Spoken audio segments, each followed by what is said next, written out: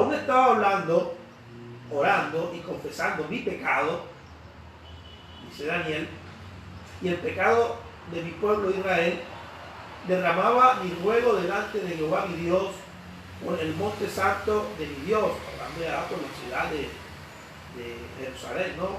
Cuando habla de monte santo, porque Jerusalén está en un monte, dice, orando por el monte santo, se habla del monte de Sión, como ahí estando una parte estratégica ahí en Jerusalén. Entonces habla del monte santo, el monte de Sión.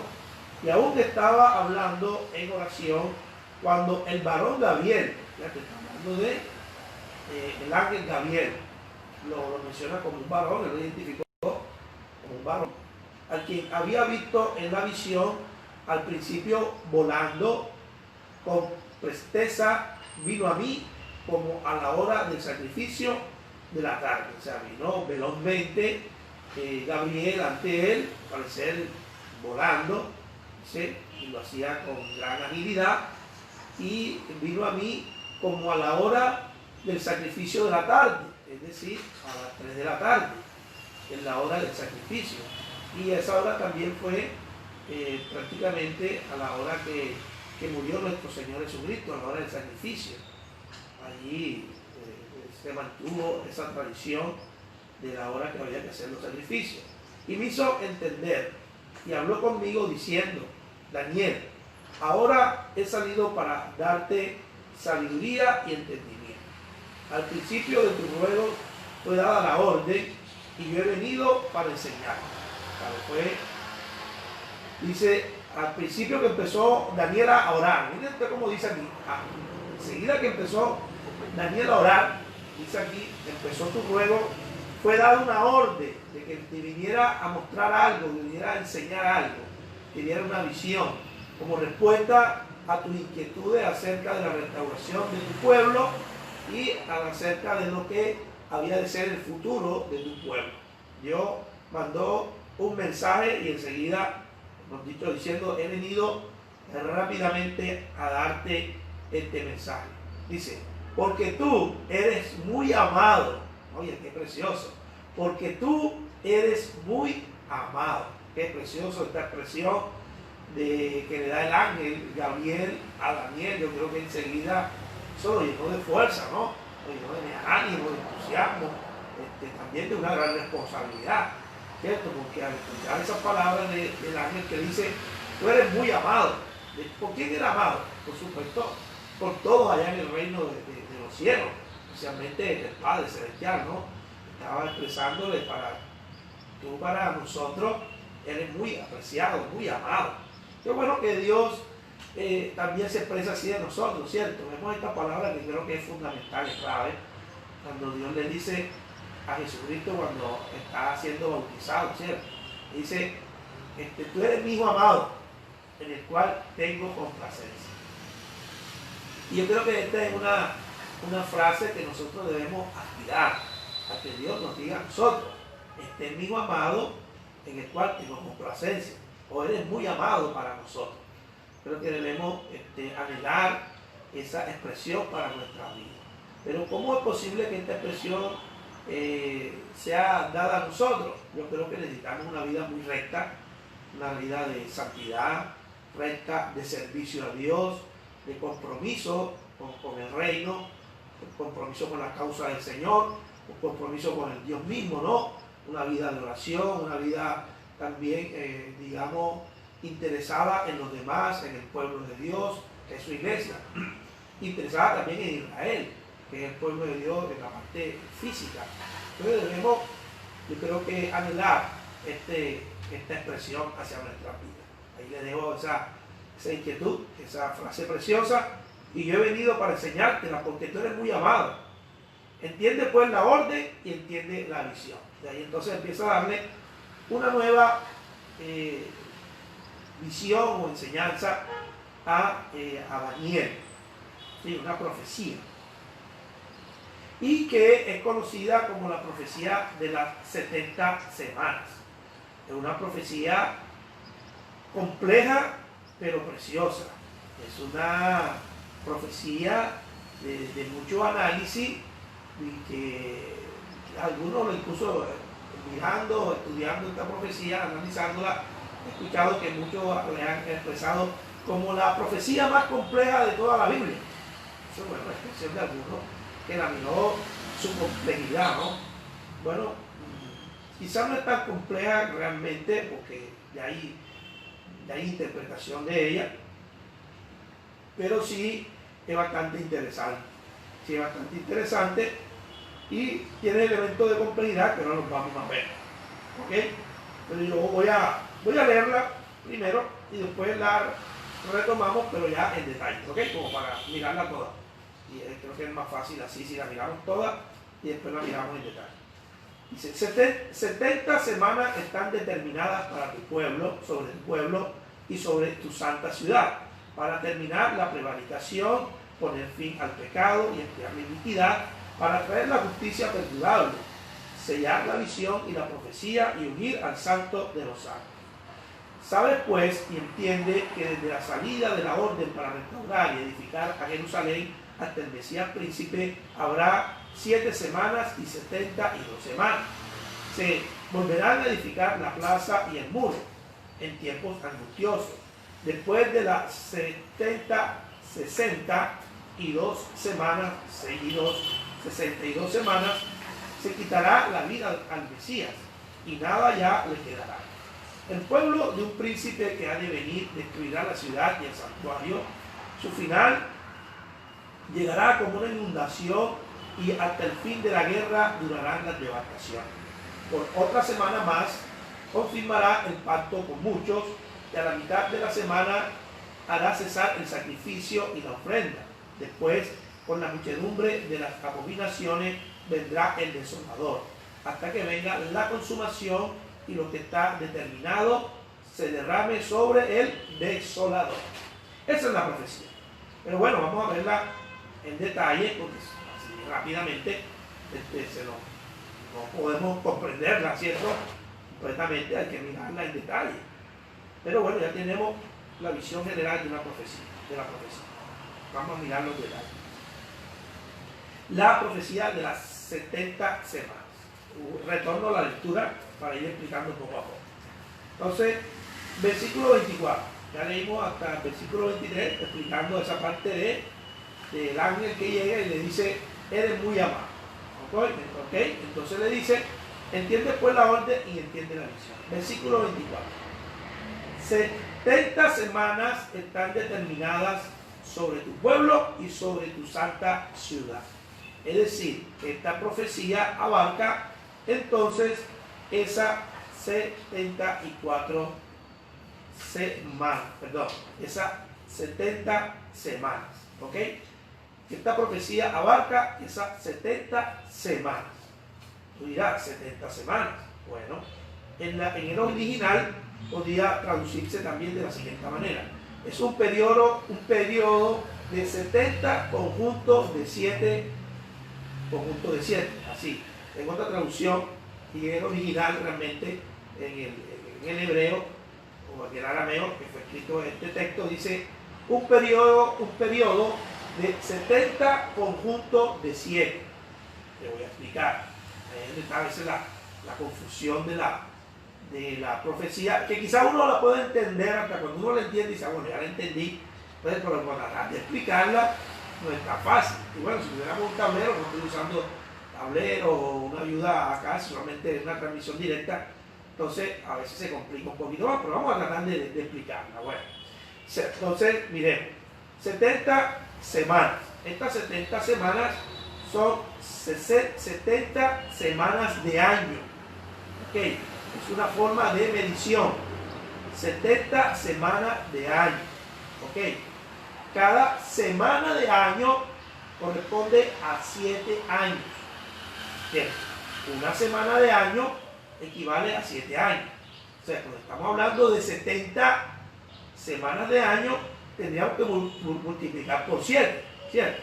Entonces serían 490 años. ¿Ok? Ahí está un poco la confusión. Que cuando se refiere aquí, se refiere a semanas de año. Es como nuestro idioma decir, una decena. Una decena corresponde a 12 unidades. ¿Cierto? Entonces fíjate que una equivale a 12 cuando hablamos de decenas. Entonces estoy haciendo una comparación que cuando hablamos de una semana de año se refiere a 7 días, se refiere a 7 años. Una semana de año se refiere a 7 años. ¿Ok? Creo que ahí está más o menos claro. Entonces, 70 semanas están determinadas para tu pueblo y sobre tu santa ciudad. Si cambiáramos la palabra 70 semanas y lo pusiéramos en años, diría 490 años están determinadas sobre tu pueblo y sobre tu santa ciudad. ¿Ok? Serían entonces 70 semanas de años, serían 7 por 70, daría 490 años. ¿Ok? 490 años. Entonces, esta profecía está abarcando un periodo de 490 años. Si tú tienes ahí, tienes donde anotar, apúntate eso. 70, ¿sí? Lo multiplicas por 7 y te daría 490 años. Entonces, esta profecía abarca 490 años. Una semana de año equivale a 7 años. Listo, seguimos adelante. 490 años están determinados sobre tu pueblo y sobre tu santa ciudad. ¿Para qué? Para que termine la prevaricación, poner fin al pecado y expiar la iniquidad, y para traer la justicia perdurable, sellar la visión y la profecía y ungir al santo de los santos. Mira, ¿en qué va a abarcar estos 400 años? ¿Qué va a suceder en estos 400 años o al final de estos 400 años? O sea, se van a ir dando cosas en estos 490 años, y al final de los 490 años sucedería lo siguiente. Uno, terminaría la prevaricación, como los juicios injustos, ¿sí? Los juicios injustos, la rebeldía, ¿cierto? Se pondría fin al pecado, a expiar la iniquidad, a expiar, o sea, el perdón de pecado, vendría el perdón de los pecados, y el perdón de los pecados. Ya nos vamos a ir como yendo a Jesucristo, ¿cierto? Porque en Jesucristo está el perdón de los pecados. Dice, para traer justicia perdurable. ¿Quién trae una justicia perdurable? Nuestro Señor Jesucristo. Para sellar la visión y la profecía, o sea, para dar el cumplimiento total de todas las visiones y todas las profecías, y para unir al santo de los santos. ¿Quién es el santo de los santos? Por supuesto, nuestro Señor Jesucristo. Así es. Amén. Entonces, en este periodo de 70 semanas con 490 años, se daría cumplimiento a toda esta profecía. Vamos a ver entonces la explicación de lo que ha de acontecer en estos tiempos de 490 años proféticos. Está enmarcada la profecía de las 70 semanas. Miremos entonces. Sabe pues y entiende que desde la salida de la orden para restaurar y edificar a Jerusalén hasta el Mesías príncipe habrá 7 semanas y 72 semanas. Mira aquí, mira lo importante de este detalle. Vamos a mirarlo voy a ir con calma, ¿no? Porque esto ya vimos que si hablamos rápido no vamos a entender. Vamos a ir despacio.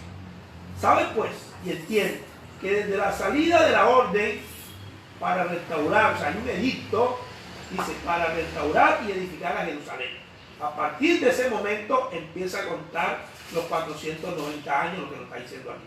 A partir de que se dé el decreto de la salida de la orden para restaurar y edificar a Jerusalén hasta el Mesías príncipe, o sea, hasta que aparezca el Mesías príncipe, van a ver cuántos.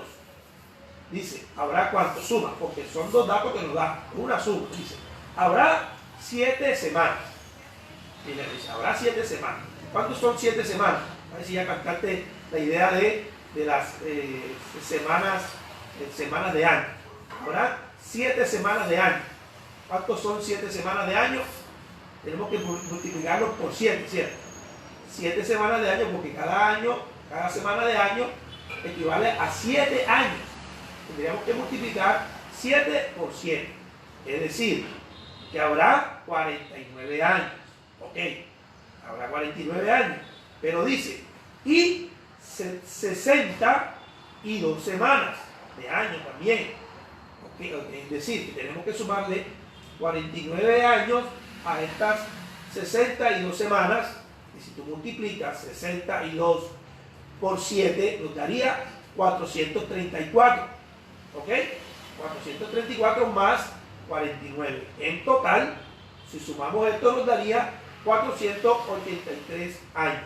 ¿Ok? 483 años. Oye, pero la profecía nos había dicho que eran 470 semanas, o sea, 490 años. Nos quedan faltando ahí 7 años. O sea, una semana de año nos quedó faltando. Cierto, aquí nos está hablando entonces de 7 semanas más 62 semanas darían 69 semanas. Nos quedó una semana pendiente. Entonces dejemos esa semana ahí en paréntesis guardada para el final de la profecía. Porque el final de la profecía tiene que ver con esa semana que nos quedó pendiente. Esa semana de año que quedó pendiente. ¿Que equivale a cuánto? A 7 años. Quedan 7 años ahí pendientes de la profecía que será para los tiempos finales. Entonces, fíjate. Entonces, a partir de que se da la orden, el edicto, que es dado un edicto de los reyes, en este caso de Persia, es dado el edicto para que se reconstruyan los muros hasta el Mesías, habría un tiempo de 483 años. ¿Ok? 483 años. 69 semanas de año. Serían 483 años. ¿Ok? Y buscando en la historia, cuando se dio ese decreto, bueno, es importante que tampoco ahora nos volvamos locos en buscar las fechas exactas. ¿Por qué? Porque para estos tiempos pues no se medía con el calendario que nosotros tenemos ahora. Estuve buscando cuando se dio aquí, hace segunditos antes de entrar a la transmisión, cuando digamos se estableció el calendario que nosotros conocemos ahora, ¿no? Cuando se dio, y aquí encontré que se llama calendario gregoriano y fue dado, dice, en el año 1582 se pidió la renovación del calendario que había unos errores allí, y se procuró, dice, el Papa Gregorio XIII pidió que se hiciera un nuevo calendario, entonces, que se llama calendario gregoriano, que creo es que estamos usando. Entonces, lo que te quiero decir es que tratar de identificar el día y la fecha exacta, pudiéramos dedicarnos a eso. Hay gente que se ha dedicado toda su vida a hacer esto, pero les ha quedado difícil. Están, digamos, hasta cierto punto tirado la toalla de dar en el día santo. Entonces, más bien, se han tomado fechas y dicen, mira, esta puede ser la fecha, esta es la más posible, mira que aquí se dio el decreto. Entonces, estas fechas son, digamos, aproximadas allí. Y hay otro detalle, en el calendario hubo un error. Cuando se estableció el calendario, en estos años 1500, el calendario que ahora tenemos, hubo un error y desfasaron el año del nacimiento de Jesucristo. O sea, que uno diría, bueno, el año de nacimiento de Jesucristo fue en el año 1. Bueno, ojo, que tampoco hay año 0. No hay año 0, entonces ahí hay una descompensación, falta como un año, ¿no? Cuando pasa del año 1 antes de Cristo al año 1 después de Cristo, no hay año 0. Entonces fíjate que no son tan exactas las fechas del calendario.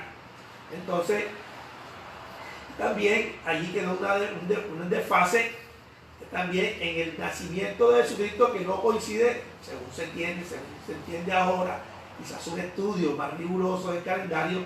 Jesucristo aproximadamente nació entre 4 y 6 años antes del año que se dice a partir de Jesucristo.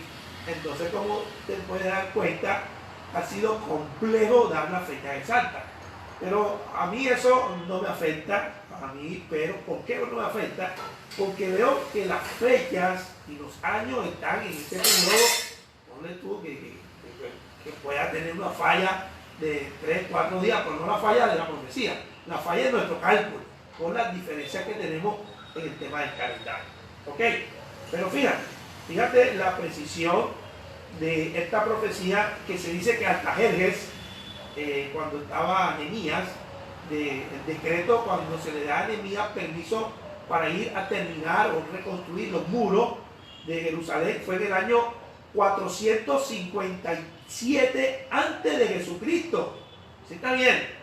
Año 457 antes de Jesucristo. Y si tú haces ahí la comparación con los 483 años, las 69 semanas, y son 483 años, tú ves la comparación, entonces quedaría en positivo más o menos en el año 27 después de Jesucristo. O sea que está hablando de la fecha en que ya el Mesías estaría aquí en la tierra.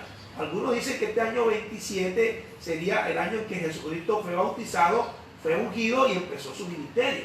Digamos que la unción de Jesucristo fue en ese bautismo. ¿Por qué? Porque se dice que fue la unción, porque vino el Espíritu Santo, y el Espíritu Santo es quien nos unge, quien nos, Él nos sella para el ministerio, para empezar nuestra vida cristiana y nuestra vida ministerial. Es el Espíritu Santo que nos da ese sello, nos da esos dones sobrenaturales, dones espirituales. Entonces allí se marca en ese año 27 después de Jesucristo. Mira qué precisión de este conteo de la profecía que le fue dada a Daniel. Oye, una profecía de, bueno, cuando la dio Daniel, fue en los años, ponle tú 500, el año 500, en el año 587 fue cuando Babilonia conquistó Judá, año 587. Entonces, años posteriores, desde el 87, Daniel da esta profecía. Imagínate la precisión, ponle tú año 80, el año 580 antes de Jesucristo. O sea, una precisión, una exactitud extraordinaria. Es una profecía de las más dicientes, además de la profecía de Jeremías de los 70 años, tremenda también, ¿cierto? Que se dio cumplimiento, empieza el retorno del pueblo de Israel a Judá, tremendo, profecía también, y mira esta, por lo que estaba acá, 500 años prácticamente, 500 años aproximadamente de cumplimiento de esta profecía. Es una profecía extraordinaria, excelente. Gloria a Dios y glorificamos a nuestro Dios, porque eso sí es una profecía. Hay unos por ahí que andan profetizando que mañana no sé qué, que pasado no sé cuándo, que este año, y ni siquiera se cumple. Estamos aquí, comparándola con esta profecía, con la de Jeremías de 70 años, de 400, 500 años después. Gente que dice, esta noche, ni siquiera esta noche se cumple. Entonces, hay que identificar los falsos profetas. Cuando profetizan cosas y no se cumplen, dicen, bueno, este profeta o se dejó llevar por emoción o es un falso profeta. ¿Ok? No podemos juzgar enseguida que no es cristiano, es un falso profeta, porque hay gente que por emoción dice cosas, se emociona en un momento espiritual y creen que es Dios que le está guiando, pero no es así. Han dejado llevar simplemente por la emoción. Entonces, tampoco podemos sentenciar a cualquiera que dice una falsa profecía de que no es cristiano, ¿no? Nosotros no somos perfectos y nos equivocamos, pudiera ser que alguien se equivoque, pero cuando ya es constante y el tipo quiere mostrar un liderazgo y quiere decirse que es el chacho de la película y está siempre que la profecía y le vemos que su profecía falla, ahí sí, este es un falso profeta. No. Seguimos adelante porque el tema no es de los falsos profetas, el tema de la profecía de las 70 semanas, que ya suficiente tenemos complejidad para entender, pero vamos bien, ¿no? Dios dio una profecía para 490 años, ¿cierto? 70 semanas de año, 490 años, y nos habla de que había una profecía para el cumplimiento de la venida del Mesías a los 483 años, quedando pendiente 7 años, una semana de año, quedó pendiente. Vamos a ver dónde va esta semana de año, esos 7 días, esos 7 años, ¿dónde van? Dice, se volverá a edificar la plaza y el muro en tiempos angustiosos. Fíjense que los 480 años, 83 años dividimos, los 483 años los dividimos en dos partes, ¿cierto? Primero era, dice, y leímos ahí, aquí, dice, ahora 7 semanas, o sea, 49 años, que se entiende que fue el tiempo que se llevó a reconstruir la ciudad, unos 50 años la reconstrucción de la ciudad. Dicen que los muros se reconstruyeron más o menos 52 años aproximadamente, pero toda la ciudad, las casas, el templo, se entiende que hubo un periodo de 50 años de restauración de la ciudad y de los muros, como dice acá abajo. Y después de allí empezaron a contar las 62 semanas, o sea, los otros 434 años para la venida del Mesías, para el ministerio del Mesías, para la unción del Mesías. Y dice, entonces, se volverá a edificar la plaza y el muro en tiempo angustioso. Recuerda que cuando Nehemías empezó a reconstruir los muros, tuvieron hasta que ponerse con, estar trabajando y tener el arma ahí a la mano. Incluso había unos vigías mientras los otros construían, después se turnaban, otros eran los que construían, otros los que vigilaban, unos dormían, o sea, y estaban todo el día trabajando, unos cuidando, unos trabajando, unos descansando, otros yendo a bañarse y así, pero estaban todo el día alerta y gente ubicada estratégicamente con trompetas, porque los que estaban alrededor no querían que reconstruyeran la ciudad. O sea, fue tiempo angustioso, fue tiempo de prácticamente de una guerra fría de los que estaban alrededor de ahí de Jerusalén. Bueno, vamos avanzando, se está yendo el tiempo rápido. Bueno, vamos a ver si avanza un poco más. Dice, después de las 62 semanas, se quitará la vida al Mesías y nada ya le quedará. Mira tú esta profecía que nos está hablando de la muerte del Mesías, cosa que los judíos no aceptan. Y fíjate que está profetizado por Daniel, porque los judíos dicen, ¿cómo es posible que el Mesías, si venía a establecer un reino, cómo es posible que el Mesías haya muerto en una cruz? Y no aceptamos a ese Mesías, porque murió en una cruz. Pero aquí está diciendo que el Mesías, dice, se le quitará la vida al Mesías. Mira, aquí está establecido, y ya nada le quedará. Ese reino físico no vino por ningún reino físico. Él vino a establecer su reino espiritual. El reino de los cielos llegó al mundo para quitarle terreno y espacio y gente al reino de Satanás que gobernaba toda la tierra. Fue cuando vino Jesucristo fue que llegó el reino de Dios aquí a la tierra y ha empezado a expandirse. Tú y yo ahora pertenecemos al reino de los cielos y tenemos que seguir predicando para que muchas más personas vengan y se añadan al reino de los cielos, y eso es lo que nosotros llamamos poéticamente extender las estacas, o sea, hacer ensanchar el reino de Dios. Con cada familia y cada persona que se agrega al reino de Dios, estamos ensanchando el reino de Dios.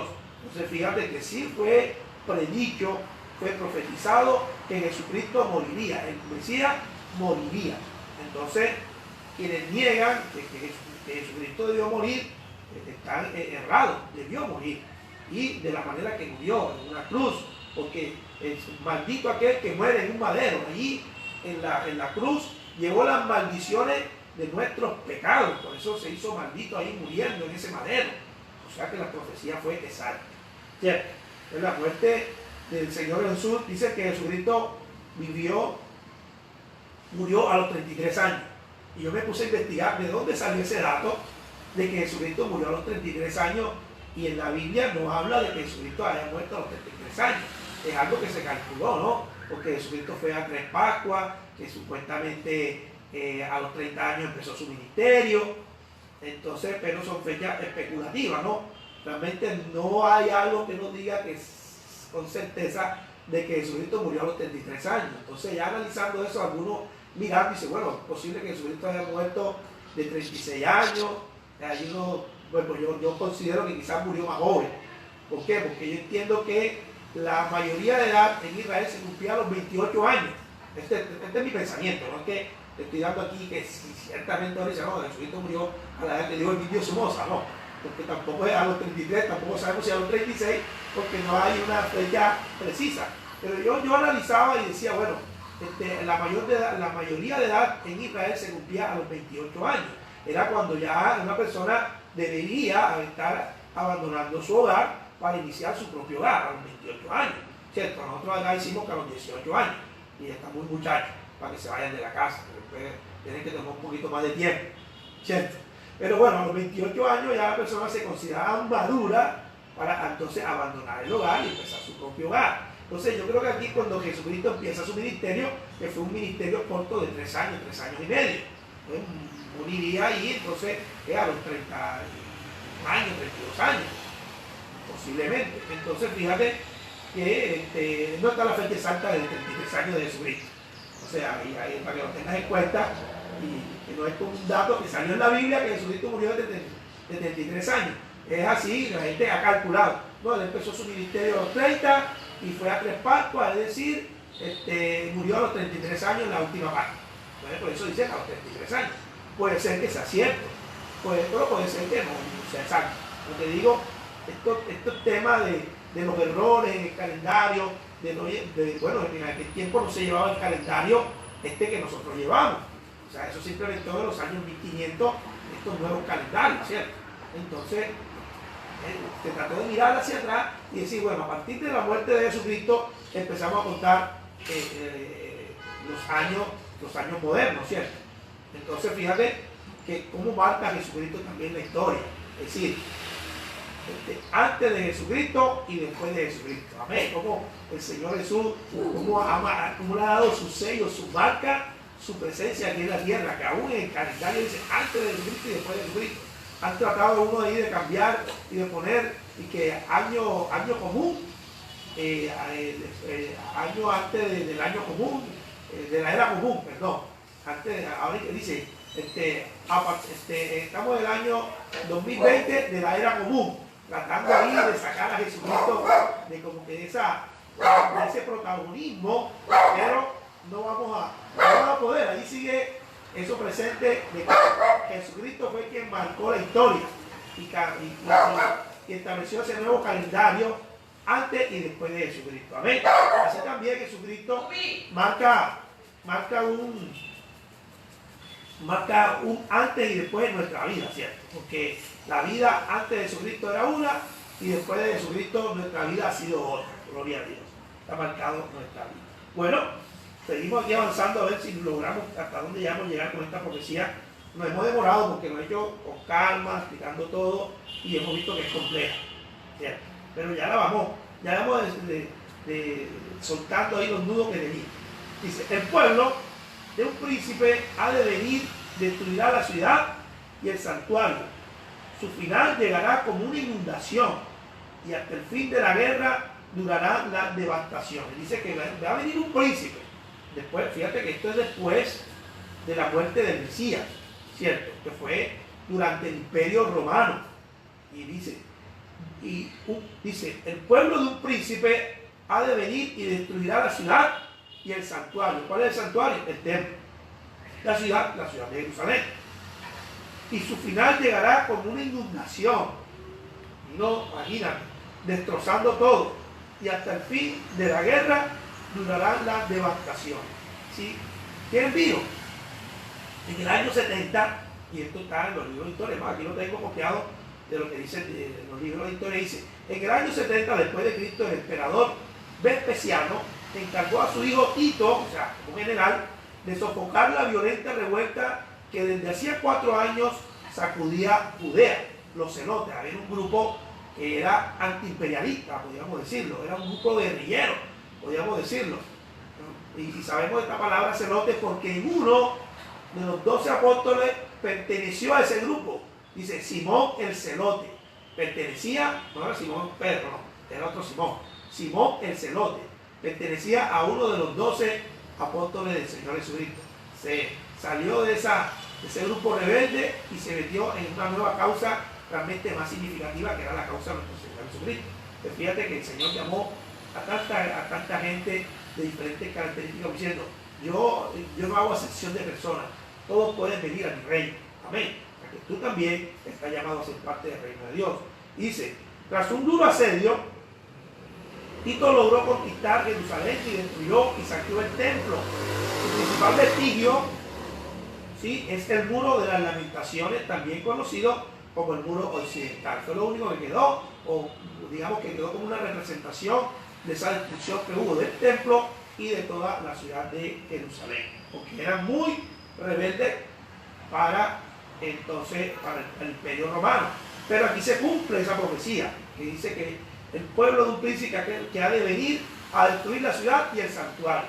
El mismo Jesucristo lo profetizó y dice, y dijo, mostrando el templo, dice: aquí no quedará piedra sobre piedra, le dijo el Señor Jesucristo. Y eso sucedió en el año 70 después, después de Jesucristo, o sea, unos 30 y tantos años después de la muerte de Jesús.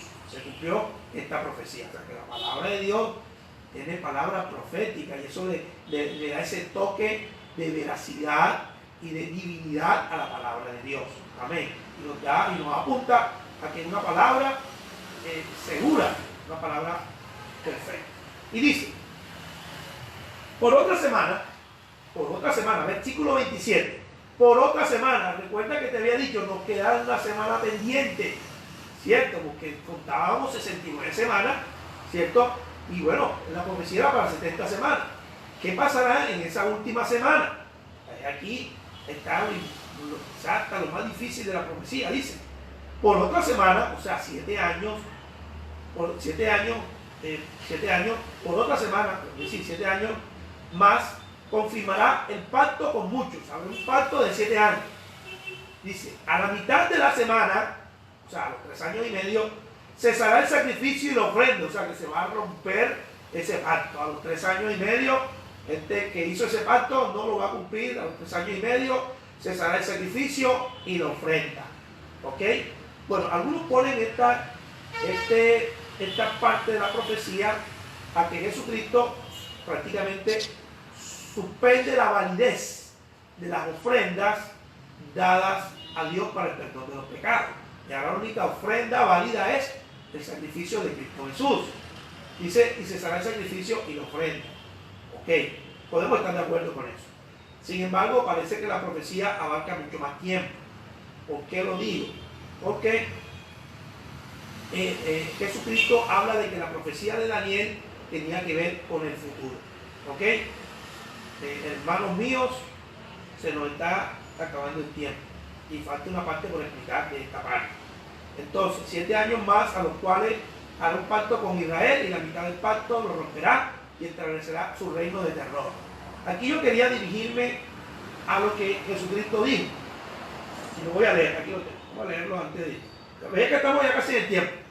Vamos a quedar ahí quizás un poquito, como decimos acá, vamos a quedar mucho, corto, pero mira lo que dijo Jesucristo, y está en Mateo capítulo 24.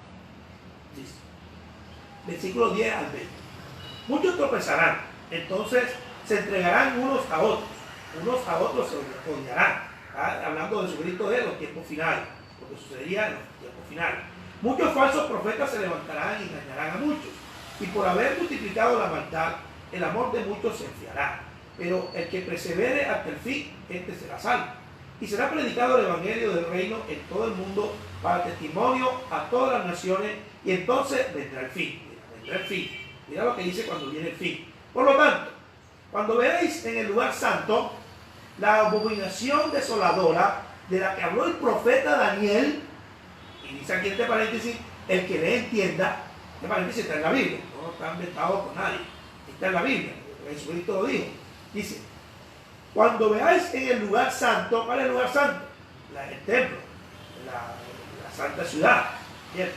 Cuando vean en este lugar la abominación desoladora, es decir, el anticristo, ¿sí?, en la cual habló el profeta Daniel.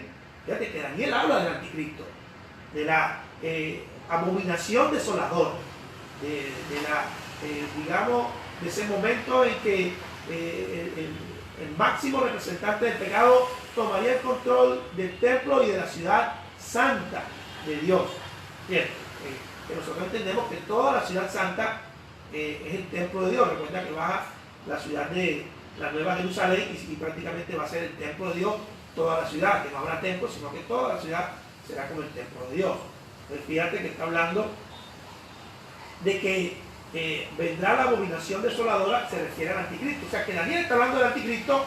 Entonces aquella profecía de las 70 semanas, la última semana, aparentemente, por lo que logramos entender, se refiere a la última semana de los 7 años en el cual el anticristo tomaría el control de la humanidad. Recuerda que leímos en Apocalipsis que el pueblo de Israel hace un pacto de 7 años con el anticristo, pero a la mitad del pacto él lo rompe y empieza su régimen de terror. Y ese pacto que había con los judíos de que pudieran hacer su templo, o sea que habrá una reconstrucción del tercer templo, una reconstrucción del templo, sobre el tercer templo, se entiende que habrá una reconstrucción y los judíos empezarán nuevamente a hacer su sacrificio, ¿sí?, a Dios, matando sus corderitos, porque el templo, ahora mismo no hay templo, ahí hay una sinagoga, hay una mezquita, la mezquita de Omar está ahí donde estaba el templo. O sea que por eso hay conflicto ahí entre los árabes y los judíos, porque los judíos quieren quitar esa mezquita de ahí y poner su templo. Y ya tienen la maqueta y dicen que en 3 meses ya la tienen construir. Y tienen todos los utensilios y todo para ya establecer ahí su templo. O sea, que cuando lo construyan, van a empezar nuevamente los judíos a hacer su sacrificio, a matar sus corderitos, ¿sí?, pensando que eso los va a perdonar sus pecados. Pero el único sacrificio que ahora mismo perdona nuestros pecados es el de Jesucristo. Entonces, el anticristo a los 3 años, de ese pacto de 7 años, fíjate, 7 años, la última semana, pero a la mitad va a romper ese pacto y entonces va a establecer y va a cesar esos sacrificios de los judíos, ¿sí?, y va a empezar a establecer que Él es el Dios y a Él es el que deben adorar. Y va a establecer su régimen de terror para que todo el mundo lo adore a Él y a su padre, que es Satanás. Fíjate entonces, es maravilloso todo esto que hemos visto. Dice Jesucristo, entonces lo que está, bueno, ya esta parte, lo que queríamos ver de la profecía de Jesucristo, ya la vimos. Entonces, quiero entonces terminar rápidamente con el último versículo 27. El versículo 27 ahí de Daniel. Dice, después con la muchedumbre de las abominaciones vendrá el desolador. O sea, mira que está hablando del desolador. ¿Quién es el desolador? Satanás. ¿Quién es el consolador? El Espíritu Santo. ¿Quién es el desolador? Satanás. Dice, con la muchedumbre de las abominaciones, con sus sacrilegios religiosos, ¿sí?, vendrá entonces el Satanás, el anticristo, el desolador, hasta que venga la consumación y lo que está determinado se derrame sobre este desolador, sobre el sacrificio, el castigo sobre este desolador. Amén. Bueno, gloria a Dios, pudimos terminar ahí prácticamente exactamente a las 8 de la mañana. Aquí tenía los versículos de Apocalipsis, donde está, te lo voy a dar para que tú lo examines, lo iba a leer, o lo leo rápidamente, no creo que me lleve más de 2 minutos, vamos a ver, lo voy a leer rapidito. Apocalipsis 3, dice, Apocalipsis 3, versículo 1, me paré sobre la arena del mar y vi, que habla del anticristo, de este tiempo, de la última semana. La última semana parece que está ubicada en los tiempos finales, porque Jesucristo lo dijo, la profecía de Daniel, y Daniel dice la abominación que es el anticristo. Entonces miremos esa última semana que pasa. Me paré sobre la arena del mar y vi subir del mar una bestia que tenía 7 cabezas y 10 cuernos, y sus cuernos tenían 10 diademas. Fíjate, los 10 cuernos nos lleva a que, recuerda que en la última profecía en Roma dice los 10 cuernos, el último imperio romano, y sobre sus cabezas nombres de blasfemia, mentiras contra Dios. La bestia que vi era semejante a un leopardo, leopardo, característica del imperio griego. Sus pies eran como de oso, mira, el oso que representaba a Medo-Persia, y su boca era como boca de león. El imperio que representa al león es el imperio babilónico. O sea, está conjugado toda la historia del ser humano en esta bestia. El dragón, que Satanás le dio poder y su trono y gran autoridad, y vi una de sus cabezas como herida de muerte, pero su herida mortal fue sanada, es decir, que resucita. Toda la tierra se maravilló en pos de la bestia, en pos del anticristo, y adoraron al dragón, que es Satanás, que había dado autoridad a la bestia, y adoraron a la bestia, que es el anticristo, lo adoraban diciendo, ¿quién como la bestia y quién podrá luchar contra ella? Porque la gente se volca detrás del anticristo y dice, También se le dio boca para que hablara arrogancias y blasfemia, y se le dio autoridad para actuar 42 meses. Se le dio autoridad para actuar 42 meses, que equivale a ¿qué? A 3 años y medio, cuando él rompe el pacto. 3 años y medio se le da autoridad. Bueno, tenía 7 años de pacto, pero él lo redujo a 3 años y medio porque él a los 3 años y medio rompe el pacto. Se le dan entonces 42 meses, ¿sí? Y abrió su boca para blasfemar contra Dios, para blasfemar de su nombre y de su tabernáculo y de los que habitan en el cielo. Y se le permitió hacer guerra contra los santos y vencerlos. Fíjate que ahí dice que son vencidos los santos, la santa ciudad. También se le dio autoridad sobre toda tribu, pueblo, lengua y nación. Lo adoraron entonces todos habitantes de la tierra, cuyos nombres no están inscritos desde el principio del mundo en el libro de la vida del Cordero, que fue inmolado. Quería leer que son dos textos, uno de Apocalipsis 11 y otro Apocalipsis 13. Gloria a Dios, terminamos ahí sobre el tiempo, pero bueno, quería que quedara esa parte ahí. Fíjate que habla de los 3 años y medio. Qué precisión tan exacta allí, sí, en eso. Es tremendo. Y acá en el 11 dice, ellos hollarán la ciudad 42 meses, 3 años y medio, y ordenaré a mis 2 testigos que profeticen por 1270 días, que es casi 3 años y medio, vestidos con ropa. Gloria a Dios.